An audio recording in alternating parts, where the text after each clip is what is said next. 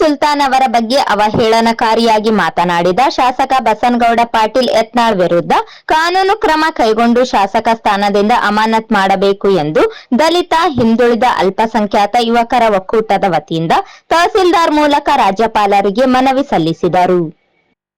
ಇತಿಹಾಸ ಗೊತ್ತಿಲ್ಲದ ಶಾಸಕ ಬಸನಗೌಡ ಪಾಟೀಲ್ ಯತ್ನಾಳ್ ತಮ್ಮ ರಾಜಕೀಯ ಉದ್ದೇಶಕ್ಕಾಗಿ ಬಹುಸಂಖ್ಯಾತರ ಮತಗಳಿಗಾಗಿ ಇಂದು ಅಲ್ಪಸಂಖ್ಯಾತರ ಧಾರ್ಮಿಕ ಭಾವನೆಗಳಿಗೆ ಧಕ್ಕೆ ತರುವಂತ ಕೆಲಸವನ್ನು ಇತ್ತೀಚಿನ ದಿನಮಾನಗಳಲ್ಲಿ ತುಂಬಾನೇ ಮಾಡುತ್ತಾ ಬಂದಿರುತ್ತಾರೆ ಎಂದು ದೂರಿದರು.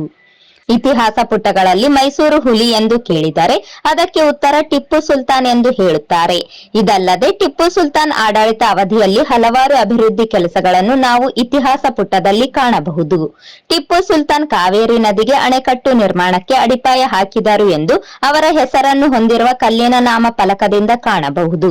ಹಾಗೂ ಟಿಪ್ಪು ಸುಲ್ತಾನ್ ಅವರ ಕೊಡುಗೆ ವಿಜ್ಞಾನ ಕ್ಷೇತ್ರಕ್ಕೆ ಅಪಾರವಾಗಿದೆ ಎಂದರು. ದಲಿತರ ಮೇಲಿನ ಬಹಿಷ್ಕಾರವನ್ನು ತೀವ್ರವಾಗಿ ಖಂಡಿಸಿ ಅದನ್ನು ತೊಡೆದು ಹಾಕಿದರು.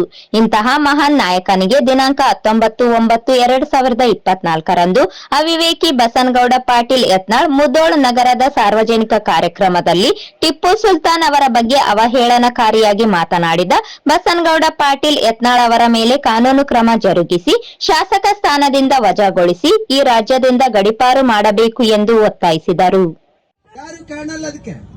ಸುತ್ತಮುತ್ತ ಯಾರು ನೋಡಲ್ಲ, ಯಾರು ಮನುಷ್ಯರಂತ ನೋಡಲ್ಲ, ಯಾರು ಎದುರಿಗೆ ಬರ್ತಾರ ಅದ್ರ ಕೈ ವೀರರ ಮಕ್ಕಳನ್ನು ಯಾರಿಗೆ ಹಂಚುವ ಭಯವಿಲ್ಲ. ಈ ಮೆರವಣಿಗೆಯಲ್ಲಿ ಭಾಗವಹಿಸಿದಿರಿ, ಇದಕ್ಕೆಲ್ಲ ಕಾರಣ ಏನು? ಎಲ್ಲವರೆಗೂ ಹೋರಾಟ, ಯಾತಕ್ಕಾಗಿ ಹೋರಾಟ, ಯಾತಕ್ಕಾಗಿ ಹೋರಾಟ, ಧಿಕ್ಕಾರ ಧಿಕ್ಕಾರ ಬಂಧಿಸಲೇಬೇಕು, ಬಂಧಿಸಲೇಬೇಕು, ಬಂಧಿಸಲೇಬೇಕು, ಬಸವಣ್ಣವನ್ನು ಕೂಡಲೇ ಬಂಧಿಸ. ಈ ಸಂದರ್ಭದಲ್ಲಿ ಹನುಮಂತ ಕರ್ನಿ, ಯೂಸುಫ್ ಯತ್ಮಾರಿ, ಹಬೀಬ್ ಖಾಜಾ, ದಾವೂದ್ ಆಸ್ಮಿ, ರಮೇಶ್ ಬಪ್ಪೂರ್, ಖಾಜಾ ಮಲ್ಲಿಕ್, ಅಬ್ದುಲ್ ಕರೀಂ, ಸೋಯಿಲ್ ದೇಸಾಯಿ, ದಾವೂದ್ ಸಾಬ್ ದೊಡ್ಡಮನಿ ಸೇರಿದಂತೆ ಅನೇಕರಿದ್ದರು.